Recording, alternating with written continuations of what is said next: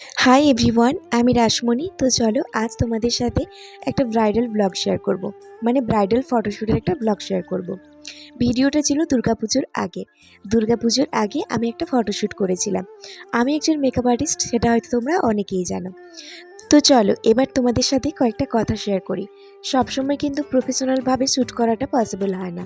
Professional model, studio, photographer দিয়ে shoot করাটা সত্যিই সম্ভব হয় না। একটা শ্যুটের পেছনে মিনিমাম 3 থেকে 4টি হাজার টাকা খরচ থাকে। সেটা কিন্তু মাঝে মধ্যে করা যায়, কিন্তু সবসময় হয় না। তাই আমরা বিগিনার্স মডেলদেরকে নিয়ে বা বাড়ির আশেপাশে যারা রয়েছে তাদেরকে দিয়ে কিন্তু মাঝে মধ্যে শ্যুট করিয়ে থাকি। তো এখানে আমার মডেল আসছিল হলদিয়া থেকে।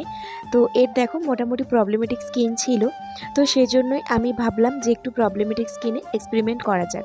কারণ রিয়েল ক্লায়েন্টগুলো যে অনেক সময় হয় প্রবলেমেটিক স্কিন, তাদের স্কিন তো আর মডেলদের মতো এত ভালো হয় না।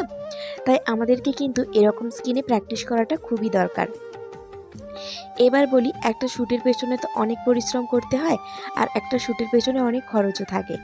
তাই তোমরা তোমাদের বাড়িতেই যে সমস্ত ড্রেস জুয়েলারি থাকবে সেগুলো পরিয়ে কিন্তু ফটোশ্যুট করতেই পারো। এবার আমি বলি, আমাকে অনেকেই মানে ফেসবুক থেকে, এখন তো সব কিছু সোশ্যাল মিডিয়া, অনেকেই ফোন করে বলে 1,500 টাকাতে ব্রাইড সাজাতে। আমি জানি না এগুলো বলে কি করে।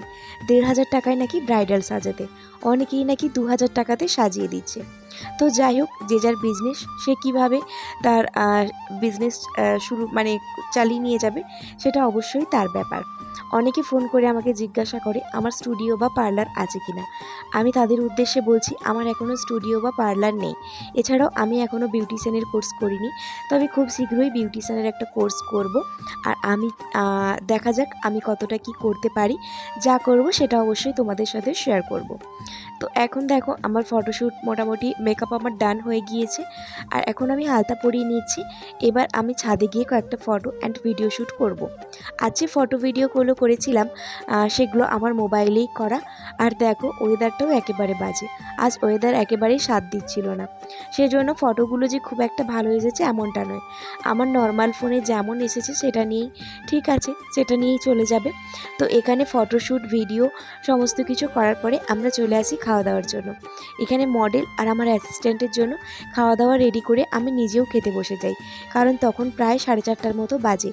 ও বাড়ি যাবে, আর 9টা থেকে শুরু করেছিলাম, তাই সকাল থেকে কোনো কিছু খাওয়া হয়নি। আর বিশেষ কিছু রান্নাবান্না করিনি।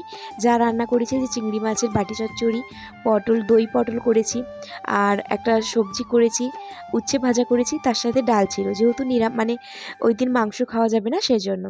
এদিকে আমার অ্যাসিস্ট্যান্ট যেটুকু আলতা বেশি হয়েছিল সেটা নিজেই পরে নিচ্ছে। আর তারপরে এই যে ছিল ফটোগুলো। এছাড়াও আমার মেকআপ বলে যে অ্যালবামটা রয়েছে, ওখানে সমস্ত ফটোগুলো দেওয়া রয়েছে। তোমরা তোমাদের স্পেশাল ডেতে বুক করতে পারো।